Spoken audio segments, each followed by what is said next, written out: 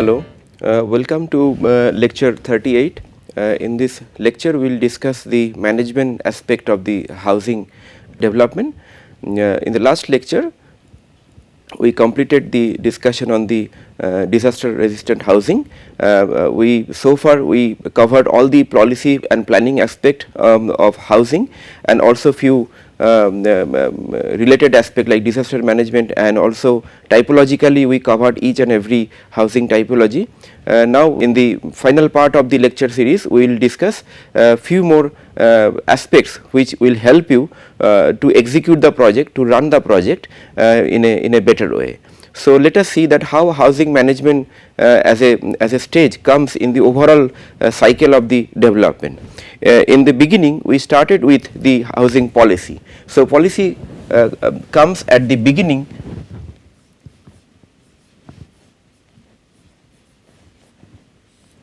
which is nothing but a broad guidelines, broad direction how the development would take action.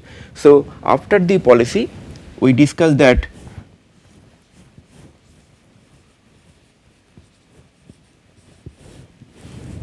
the planning. In the planning, we discussed how mostly we covered the physical planning part, how over a piece of land we can plan for housing projects, and we can plan for housing as a city scale and also in the sub-regional scale. And then in the last lecture we discussed the development part, though not in details, but also we discussed the development part, role of real estate developers, and how real estate developer takes a very prominent role in realizing the policy and planning aspect in the ground situation. So after the development, that means basically the construction and developing the land, the next stage is to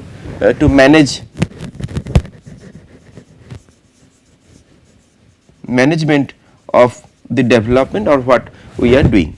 So therefore, you can see the policy is the first stage, which is a macro level stage, which gives a broad direction and broad guidelines irrespective of any geographical area, any culture, and any topographical variation.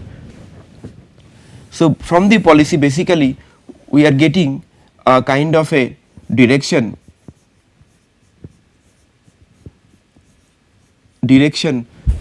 for the planning, and direction always consisting of vision.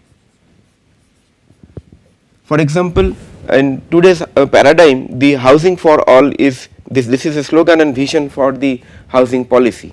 Then the policy, after the policy we do the planning exercise at the city level. So after the planning exercise, the planning exercise gives you some kind of strategy,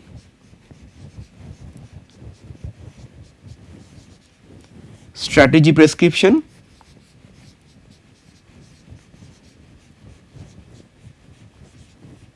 because it will specifically tell you that what to be done, what not to be done, and then we develop the project with the help of a developer, and from the development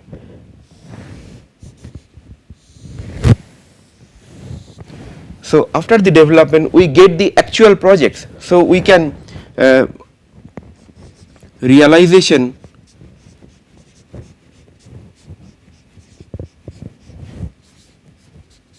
of projects,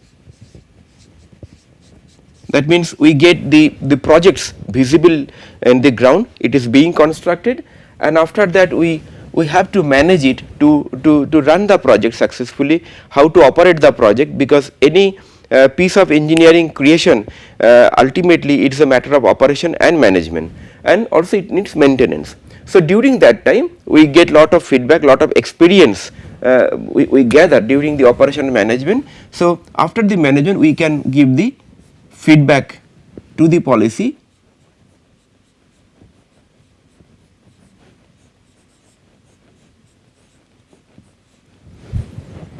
The feedback can be in many respects, like it can be related to the design, it can be related to some basic services, it can be related to acceptance of the people, that means the cultural aspect. So, many aspects can be there from which the feedback can be given to the policy, feedback input could be given to policy makers. So, policy in the next level of policy revision, those feedback could be incorporated. Also, during the management time, we can give the feedback directly to the planning level also, that is also possible.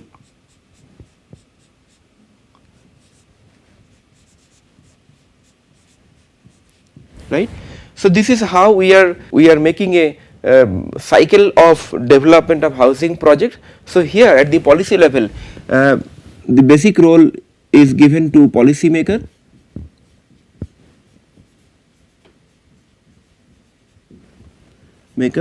here basic role for the planning is done by the planner or professional,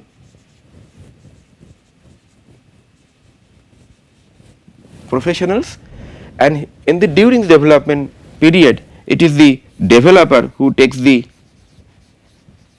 key role, and during the management it is the various kinds of people who takes care of the project. By and large, we can call it a manager or multifarious people. Now, what are the tasks at the management level?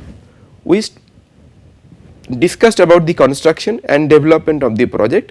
So, after the construction, one major part of the project is basically sale of the unit, number one, and then after the sale and marketing,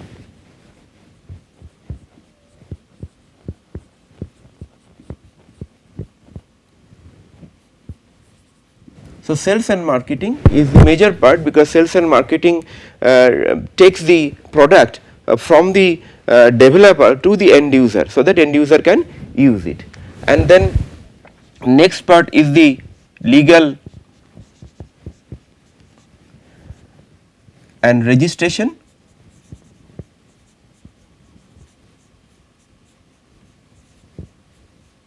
Registration, the units purchased by the people, that has to be registered under the act of the state government. So, that is the second part.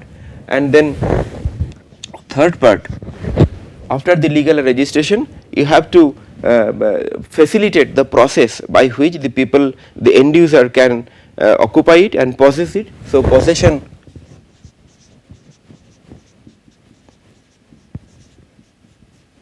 and occupancy,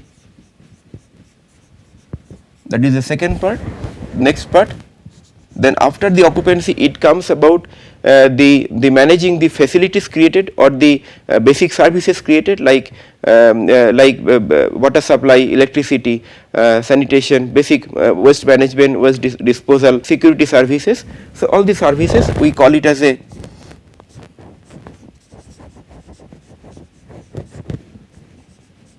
facility management, and sometimes facility management can include the common area maintenance on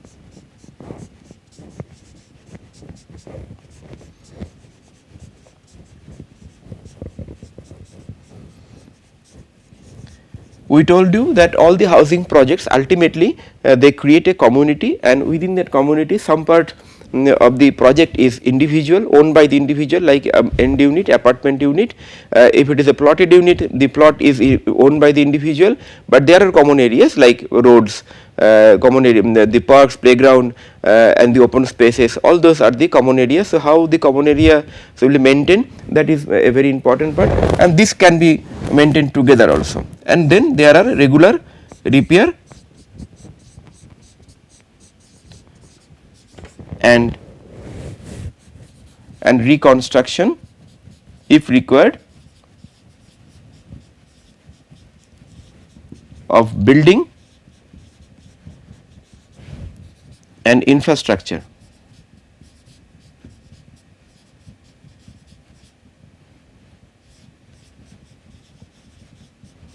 So, this is required because for a building, during its life cycle, say about 50 years, you need sequential or you need regular repair of the building element, because building is susceptible to the all the weather effect, including the heavy rains, high temperature, and also cyclones and all natural disaster events. So building needs regular repair and reconstruction during its life cycle period.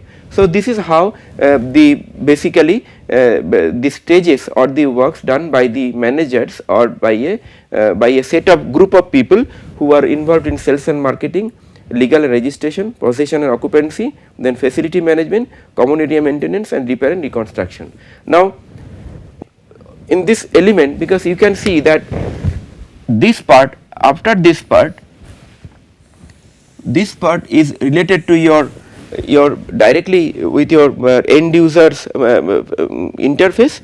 This stage facilitates how you reach to the end users, take them on board, I mean to reach them so that they can accept and purchase the unit, and then ultimately the units can be registered under the law. And the rest part is related to post construction or post possession activity.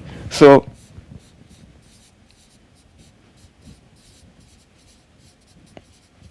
post possession activity, and this is before possession.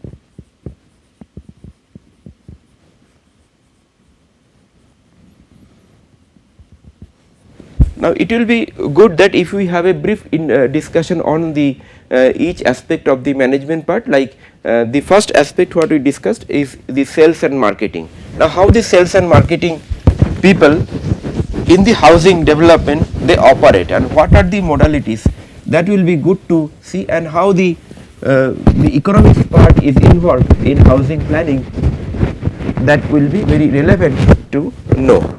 Now in the sales and marketing,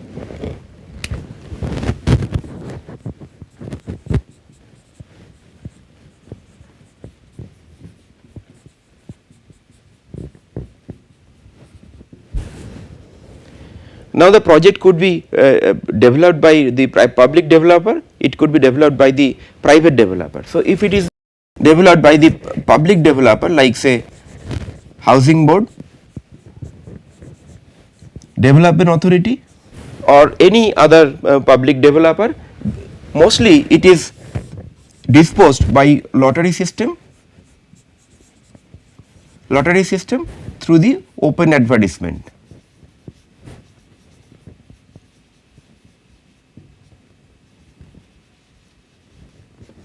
Right, because under the Constitution of India, any public authority, any government authority, whatever units they create for the people, it may be subsidized unit, it may be affordable housing unit, they have to dispose the units through open advertisement and lottery system, so that everybody gets a fair opportunity to avail the facility.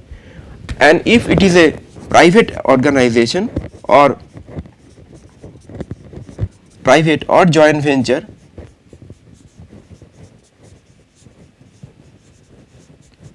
so usually their sales and marketing is done nowadays through some third party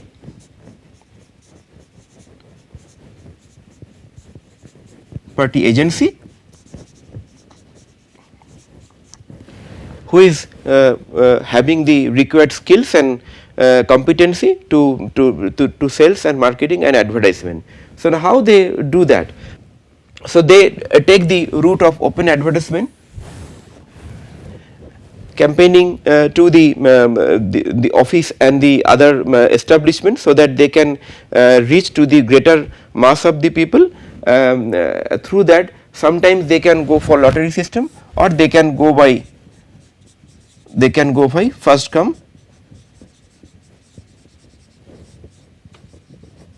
first serve manner, so that whoever comes first, they get the maximum preference in terms of the choice of the units. That is possible. And and now if you look at the financing part or the pricing part, that is also very important to know, because we though our objective or focus for this course is not exactly on the pricing, our objective is basically on the physical planning and the policy matter of the housing development, but but it will be nice to have a just as a overview of the pricing mechanism. Now every project has a project cost.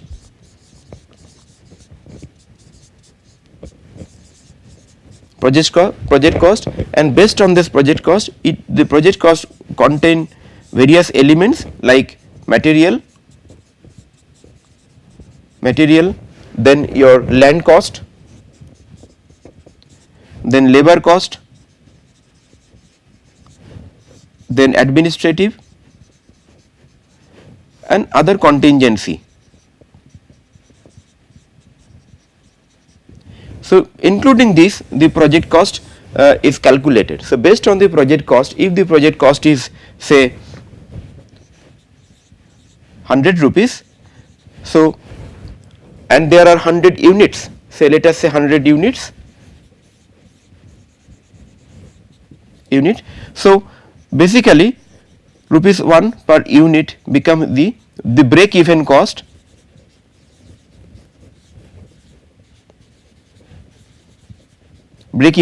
by which the developer can sell the plots. Now over and above they can have some profit element as well.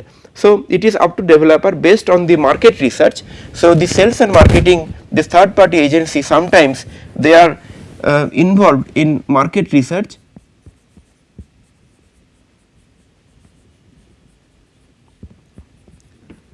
by which they can take a selective sample study in the market, and they can understand that what could be the possible price range of that particular unit, whether a unit which is developed on rupees 1, it can be sold by rupees 1.5 or any figure. So that kind of market research is done by expertise company. We are not going into much details because we do not have much time and the under this course. So based on their observation and the research findings, the pricing. So pricing is determined based on the market research. Now this pricing can be uniformly distributed over all the elements, like say the profit range of 10%, 20%, 30%, or it can be variable also. It can be variable. For example, you can sell the lower income group unit, LIG units or smaller units may be in the break even cost, but higher units where substantial investment will be required, you can sell those units with a little higher price. So those kind of variable approach could be taken. Now based on that, and definitely this price will also include the cost of all the cost required for the third party agency, its market research, everything, which will come under the administrative and contingency element. So after the pricing is finalized, now it is up to the sale and marketing team that how they will take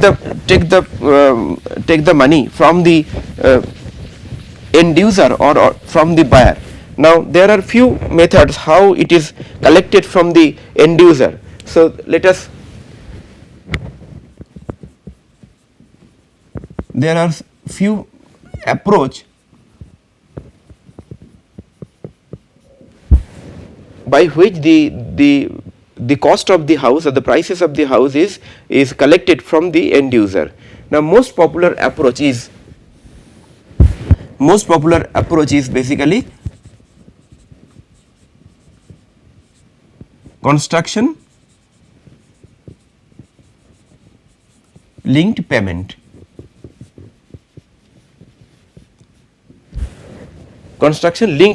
In this approach, basically the end users and the buyers, they pay the amount as per the construction. For example, they start with a booking amount. The booking amount can be given, it can be very as less as like 50,000, it can be 1 lakh, it can be 2 lakh, based on the size of the house, based on the size of the units and the projects. So after the booking amount is paid by the buyer, then there are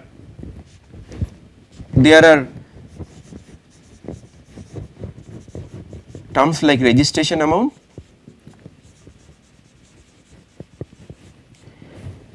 during the registration amount you just confirm that you are taking the unit, and with the help of if you do not have the if you do not have the capacity to pay the amount, you can also take the finance. So, usually the booking amount and registration amount, it includes roughly 25%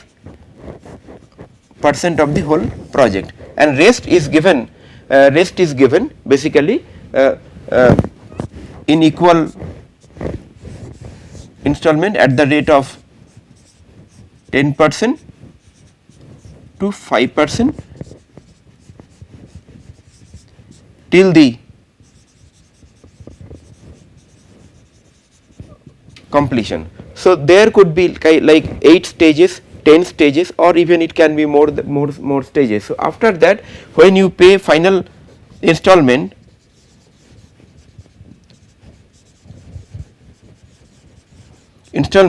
the developer can ask you about all the other payments related to maintenance, related to corpus, related to tax, everything. So, in the final installments, all the essential remaining amount added,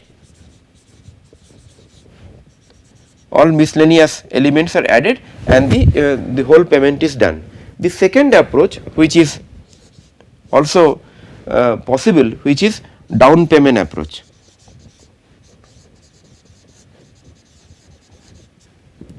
Now, here one thing you can consider, that during the booking period, this is basically booking period. Please do not be confused with this term of registration. The registration of the property comes at the end, but this is the registration to the developer, that you are registering and booking the unit under the developer, but this registration is not the registration as per the Registration Act or the legal. That part will come after the completion of the project. Now, here at every stage of the payment, you can, if you are having a housing finance like housing loan you have taken, so every stage out of this 10%, some part will be given by the housing finance institution and some part will be given by you. So, there will be a breakup of the participation. Your part could be 15% to 20%, and remaining part will be given by the housing finance institution. In the down payment category, after the booking amount,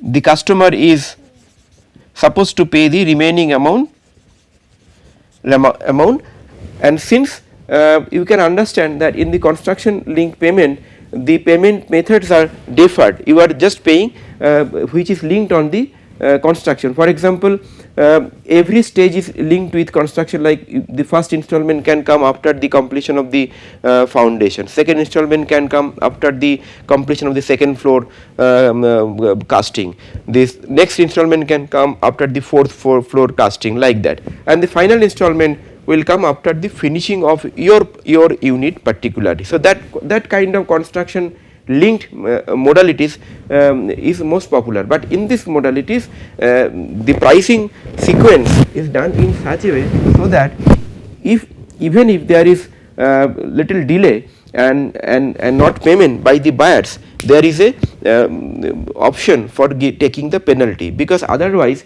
if the developer do not get the money for the construction as per the construction linked modalities, the construction will be hampered.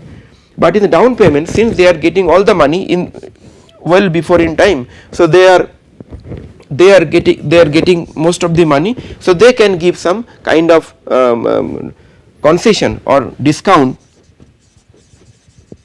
You might have seen that 5 to 10% discount in the total pricing could be given. Now, there is another method by which the sales and marketing is concerned, is conducted, is that it can be deferred payment also.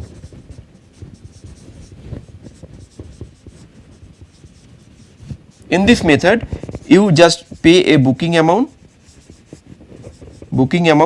and you are taking a housing loan from the housing finance company. They are giving the remaining amount, and whatever your contribution is there, your contribution is given at the end after the completion of project. So after the completion of project, your payment starts. And that time you just pay your money to the bank. Or in this case, it is the contract between the developer and the housing finance HFI, so that within that contract it is possible that that developer and housing finance institution, they manage the money during the construction period, and the end buyer, they pay the money after the completion. So this is how the sales and marketing operates in the market for the project. Now after this legal and registration part comes, every developer has a legal unit and whose main objective is to prepare the legal papers and proceed for the registration under the Government Act. And after the registration is done, the buyer and the end user, they can take the possession of that unit, because they are legally allowed to take the possession. And then possession and occupancy could be given. After the possession occupancy, now when the people, they come, end user, they come to the project, they start living there. So that time they need lot of facility and services, like how the day to day garbage is disposed, garbage is distributed to the higher level of in the city system, and then how the common areas are maintained. So those kind of maintenance and facility management is done by, could be done by another third party agency.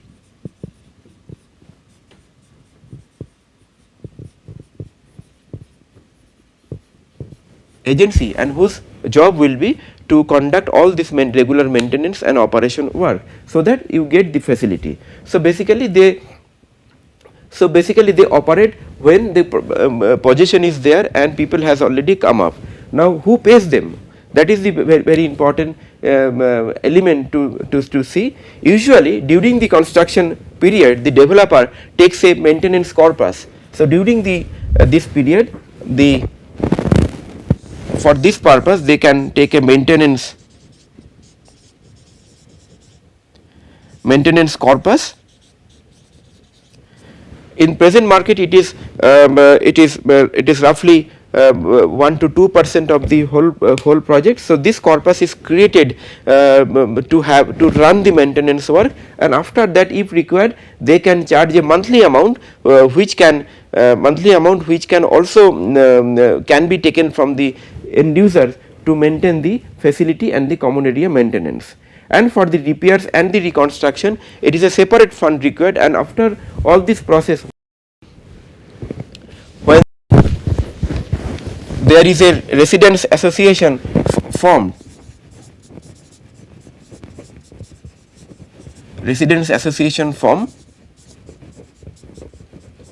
so residents association or the cooperatives, whatever is the name. So when those kind of organizations are formed in a housing project after the possession of the end units, now it is up to them that how they continue with the corpus fund, how they mobilize few more funds to generate for the further works. So it is up to residents association to take the further action.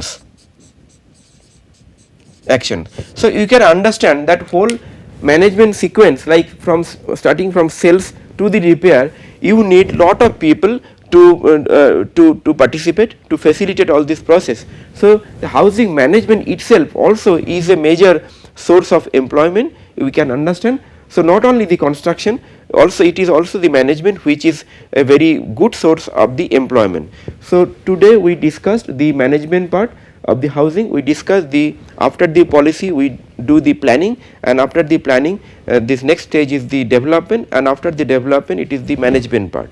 The management starts with the sales, marketing, legal, registration, possession and occupancy, facility management, common area maintenance, repairs and reconstruction. So we learned that the sales and marketing could be done by the third party agency, and there are largely three approach, which can be pricing approach, construction linked payment, second can be down payment, and third could be the payment, deferred payment, which can be offered by the developer. And we have also learned that all these elements of the management actions needs lot of inputs by the people, and it is a great source of employment generation. So with this we conclude this lecture. In the next lecture we will discuss a few elements of the residents association and community development and action plan at every level. So I thank you all for participation in this lecture. Thank you very much.